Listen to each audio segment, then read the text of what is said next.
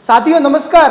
आगामी विधानसभा चुनाव को लेकर कुछ महीने ही बाकी हैं और आज आप हमारे खास कार्यक्रम नेताजी आपके द्वार में आपका स्वागत है। साथियों आप सोच रहे होंगे कि हम बात कर रहे हैं नेताजी आपके द्वार और हमारे साथ है साधु महात्मा, कि ये कैसा सामंजस्य है। सबसे पहले हम स्वागत करेंगे स्वामी दिव्य स्वरूप जी। स्वामी जी आपका बहुत बहुत स्वागत है। खूब खूब धन्यवाद। साथियों हम आपको बता दें कि आगामी विधानसभा चुनाव को लेकर कई दावेदार सामने आ रहे हैं, जिसमें से एक नाम है स्वामी दिव्य स्वरूप जी। क्या कहना चाहेंगे स्वामी जी इस बारे में आप? बस जनता की सेवा के लिए काम कर रहे हैं। आपको ऐसा क्या लगा कि आपको राजनीति में आना चाहिए? राजनीति और धर्मनीति ये दोनों तो आपस में चलता है। राजनीति के बिना धर्मनीति नहीं चलती और धर्मनीति के बिना राजनीति नहीं चलती। उसके हिसाब से जनता का काम करने के लिए हम यहाँ आ रहे हैं। अगर स्वामी दिव्य स्वरूप जी आगामी विधानसभा चुनाव में चुनाव लड़ते हैं तो आपका किस पार्टी की ओर रुख रहेगा? इसमें पार्टी की तो बात है ही नहीं, क्यों कि इस देश के लिए एक ही पार्टी जो काम कर रही है, माननीय वड़ा प्रधान नरेंद्र मोदी जी, कि सभी धर्म को साथ में लेकर और सभी वर्ग को साथ में लेकर, गरीब हो, तवंगर हो या मध्यम हो, सबको साथ में लेकर चलते हैं। तो हमारा भी रुझान वहीं जाता है कि भारतीय जनता पार्टी। आपका कहना है कि हम भाजपा से दावेदारी कर रहे हैं, भाजपा से चुनाव लड़ने की आपकी मंशा है। क्या लगता है आपको कि भगवाधारी को भाजपा मौका देती है? डेफिनेटली देती है, क्यों नहीं देती। उन्होंने एक तारा मठ के बाबूजी को लेकर एक प्रयोग किया था जो सफल नहीं हो पाया था। क्या उसके बाद भी भाजपा सोचेगी? सफल नहीं हुआ, उसके पीछे बहुत बड़े कारण थे।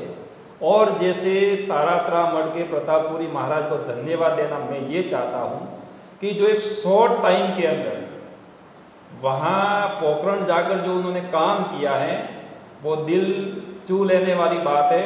और उसके बाद वो चुनाव तो हार जीत तो होती है, एक सिक्के के दोनों पल्लू है।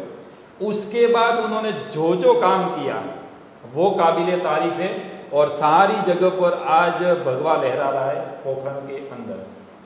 आदित्यनाथ योगी के राजनीति में आने के बाद क्या आपको लगता है कि साधु महात्माओं का रुझान भी राजनीति में बढ़ गया है?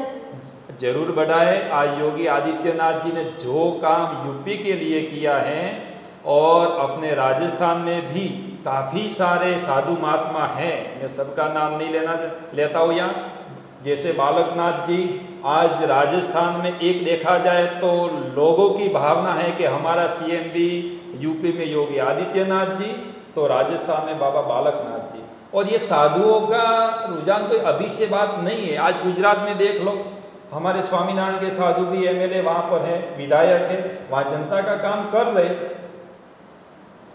चलो अच्छा है स्वामी जी, आप राजनीति में इच्छा रख रहे हैं और राजनीति में आने का आप कदम भी बढ़ा रहे हैं। सबसे पहले हम जानना आपके बारे में चाहेंगे।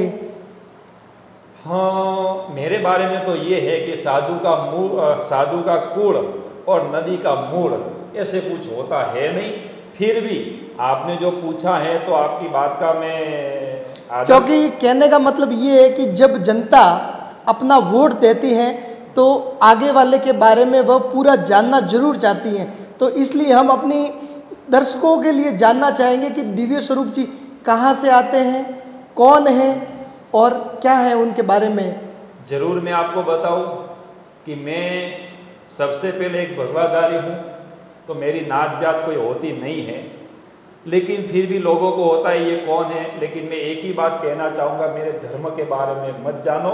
और मैं प्रॉपर यहाँ राजस्थान का और यही भीनमाल विधानसभा से आता हूँ, लेकिन ये कर्म का जो लेखा जोखा होता है, आज 5 साल की उम्र में मेरा 88 जन्म है, बर्थ डेट है, और उसके बाद मैंने 93 में घर छोड़ा था।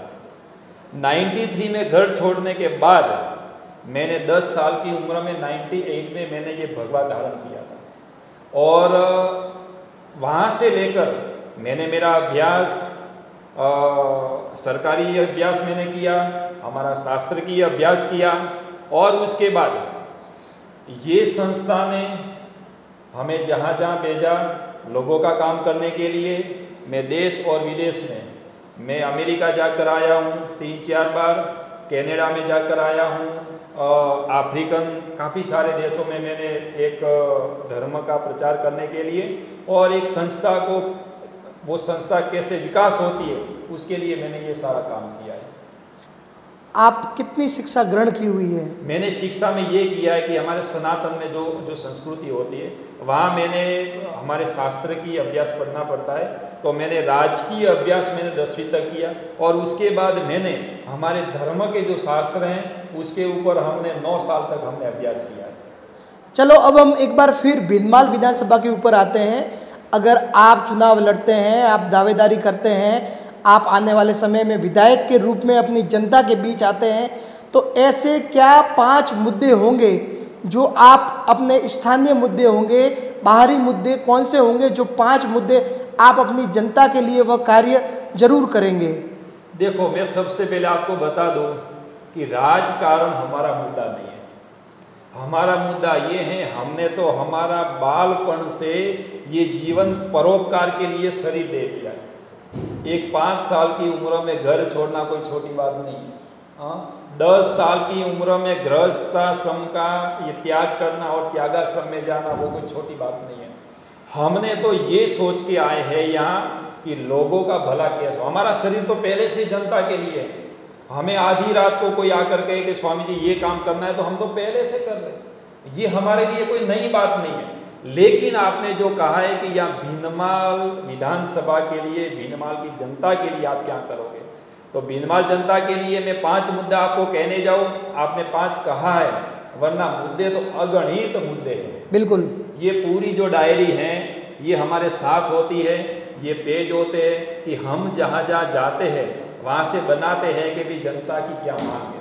तो सबसे पहली जो मैं मांग कहूँ, चाहे कोई भी सरकार आ जाए और जनता ने चाहा, पार्टी ने चाहा, अगर मुझे टिकट मिलती है भारतीय जनता पार्टी की ओर से और मुझे सेवा करने का मौका जो मिलता है, तो सबसे पहला मेरा लक्ष्य होगा कि माही जल का पानी लाना। उनके अलावा इनके अलावा बड़ा मुद्दा कोई नहीं है। अगर यहाँ पानी आ जाए तो यहाँ लोगों को कुछ भी करने की जरूरत नहीं। ये सबसे पहला मुद्दा है। उसके बाद जो दूसरे मुद्दे की बात करें तो सबसे ऐसा कहा जाए कि शब्द का यूज नहीं कर सकते अपने, लेकिन सबसे खराब हालत हमारे ये जालोर क्षेत्र में भीनमाल की सड़कों की हालत है। बिल्कुल, आज हमारी बहन बेटियां कोई हॉस्पिटल में जाते हैं डिलीवरी प्रसंग के लिए, तो हम उसकी पीड़ाएं जब लोग हमें बताते हैं कि स्वामी जी हम वहाँ से यहाँ आ रहे थे हॉस्पिटल जाने के लिए, तो बीच में ये बातें होती। और आप भी समाज के बीच में घूमते हो, तो सबसे बड़ा जो यहाँ का मुद्दा है वो सड़क भी है।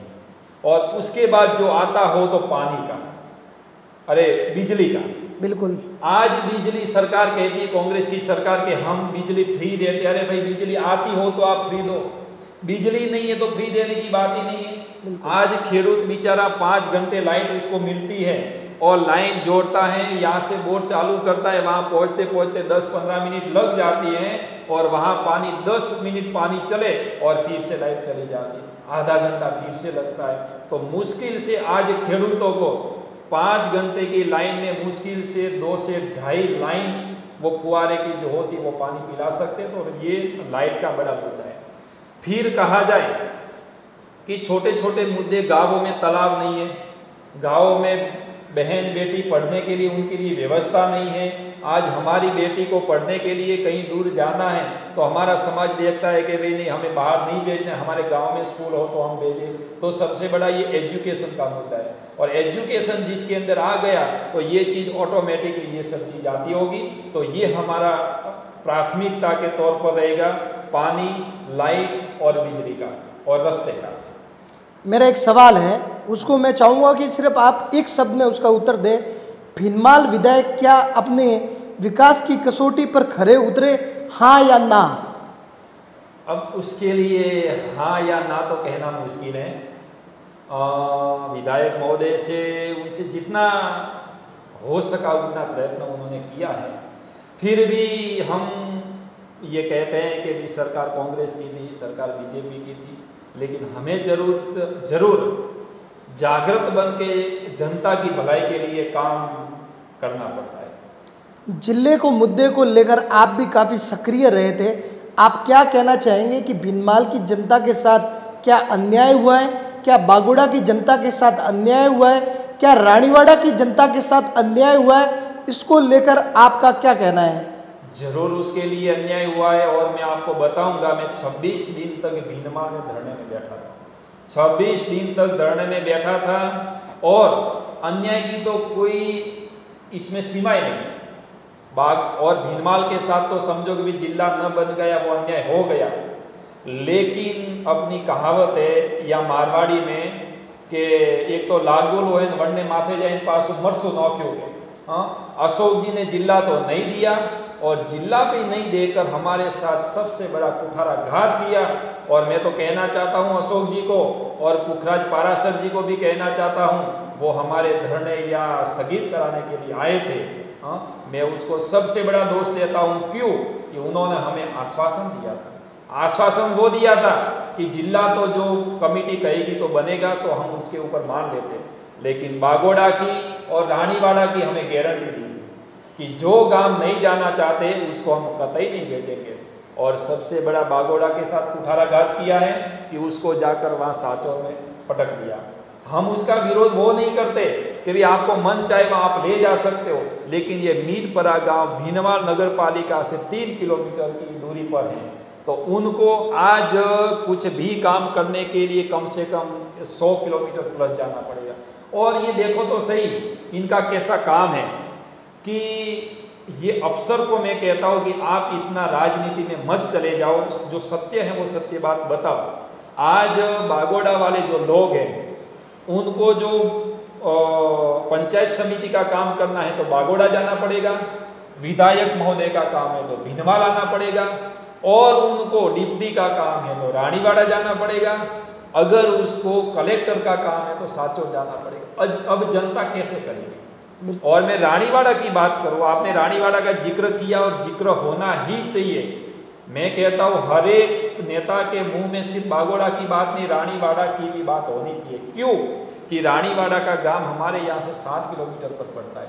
हाँ, तो हम यहाँ से 3 किलोमीटर की बात करें तो हम 7 किलोमीटर की बात क्यों ना कर सकते? बिल्कुल करेंगे। बराबर, क्यों? उनको भी दिक्कत है, वो कहाँ जाएगा? रानीवाड़ा जाएगा, सांचौर जाएगा, उनको भीनमाल या नजदीक पड़ता है 7 किलोमीटर पर। तो ये मैं कहता हूँ कि अशोक जी को अभी भी 10-11 दिन का 10-12 दिन का टाइम है, अभी भी जो वो कर सकते तो हम उसके लिए धन्यवाद देंगे।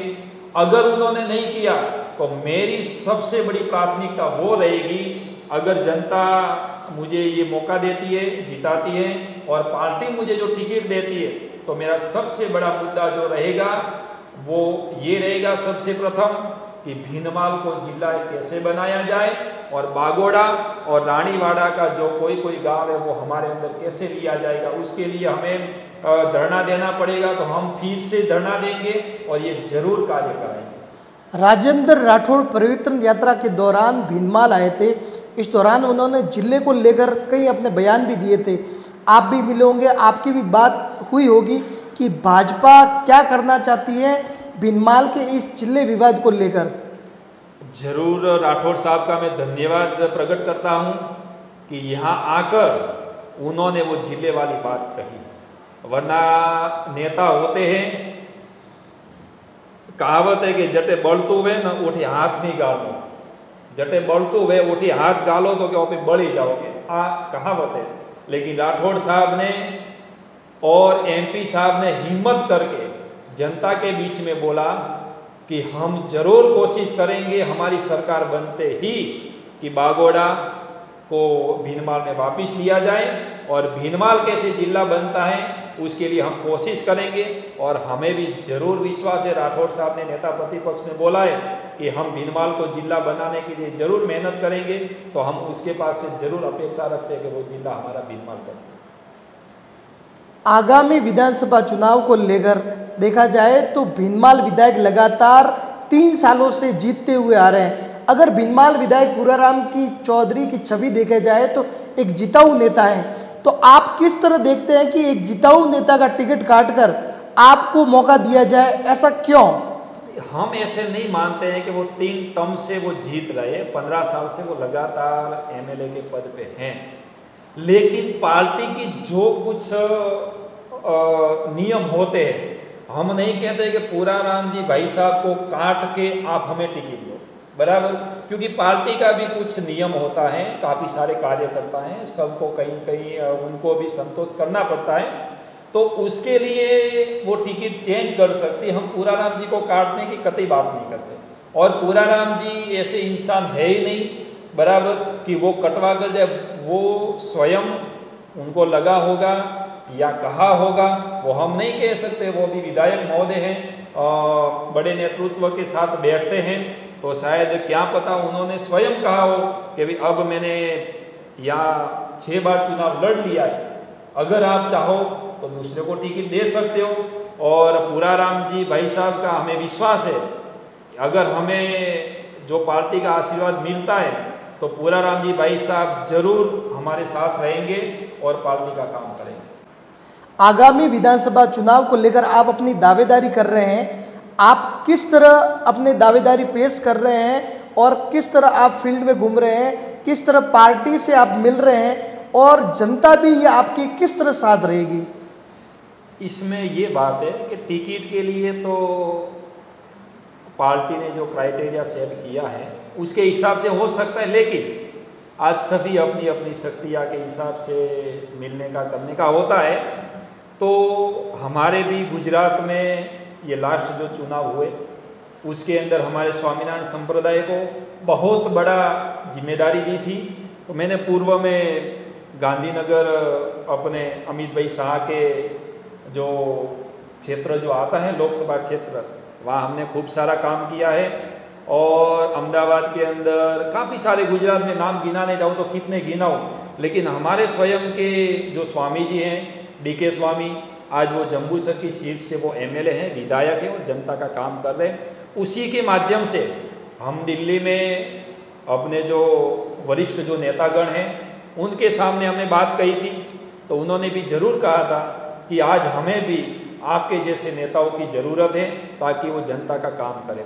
और आपने एक प्रश्न दूसरा पूछा कि जनता सभी आपके साथ कैसे रहेगी, तो मैं आपको एक बात बताऊं कि जनता इस हिसाब से रहेगी, इसमें जातिगत मैं कोई लेता नहीं हूं, लेकिन मुझे ये लगता है कि आज सभी धर्म, आज हमारे देश में देखा जाए तो हम ये जाति के ऊपर बंटवारा हो चुका है हमारा, लेकिन हम कभी भी, हमारा संप्रदाय हो, आज कोई भी आप मंदिर में जाकर बैठ जाओ, वहाँ कोई भोजन का कोई पंडाल अलग नहीं होता है, वहाँ दर्शन करने की किसी के लिए कोई जगह अलग नहीं होती है।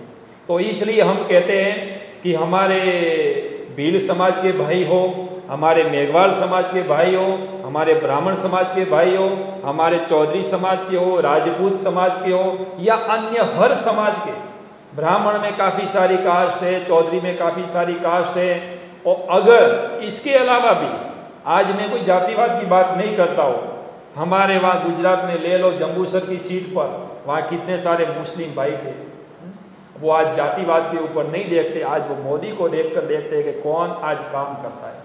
यहाँ भगवा है तो भगवा का काम करेंगे, लेकिन जनता का विकास सबको चाहिए, तो हम सबको साथ में लेकर चलने वाले हैं। अगर जो पार्टी ने काम टिकट देने का करते हैं तो मुझे जरूर विश्वास है कि मैं भीनमाल की बात नहीं करता हूँ, मैं पूरे जोधपुर संभाग की बात करता हूँ कि सबसे ज़्यादा वोटों से ये भीनमाल की सीट विजय बनाकर हम यहाँ ये बात को प्रस्तावित करेंगे कि जनता सब हमारे साथ है। वैसे लंबे समय से डबल इंजन की सरकार चल रही है, आपका MLA है, आपका MP है, मगर एक भीनमाल विधानसभा के लोगों की मैं एक बात करूं तो अभी तक भीनमाल से सीधे तौर पर जयपुर राजधानी और दिल्ली राजधानी को सीधी ट्रेन नहीं है। ये एक बड़ा सवाल है, क्योंकि जयपुर में अपने क्षेत्र के हजारों की संख्या में छात्र वहां पढ़ते हैं, जिनको आए दिन निजी बसों के अधिक किराए देकर उनको परेशान होना पड़ रहा है। मैं इसके लिए कुछ ज़्यादा नहीं कहना चाहता हूँ, लेकिन एक बार पार्टी और जनता हमें ये मौका दे दे तो हमारा लक्ष्य रहेगा, गाड़ी में एक जाजम होगी, चाहे सरकार कोई भी आ जाए, सरकार कोई भी आ जाए, अपना हक लेना है तो मांगेंगे, अगर मांगने से नहीं मिलता है तो हम छीन के भी ले सकते हैं। तो इतनी हम कैपेसिटी रखते हैं कि हम हमारा हक कभी जाने नहीं देंगे। और डबल इंजन की क्या बात करते हो, हम तो यहाँ ऊपर से नीचे सारे एक इंजन करने चाहते हैं, ताकि जो गरीब जो प्रजा हम मानते, जो लोग कहते ये गरीब है, वो गरीब भी आज मध्यम वर्ग की मोदी साहब ने इतनी सारी स्कीमें की हैं कि आज कोई गरीब वो गरीब नहीं रहा। जब हमने ये कोरोना काल आया, आपको बीच में एक बात देता हूँ, जब यहाँ कोरोना काल आया तब हमने यहाँ देखा हुआ, या भीनमाल में हमारे 2-3 एमएलए मित्रों ने बताया, कलेक्टर के पास लेकर हमें गए और कहा कि स्वामी जी आपको ये मकान देना है। मैंने मकान देने का हाँ बोला, मैंने मकान की हाँ भरी तो कलेक्टर ने बोला कि अब आप डॉक्टर भी लाओ।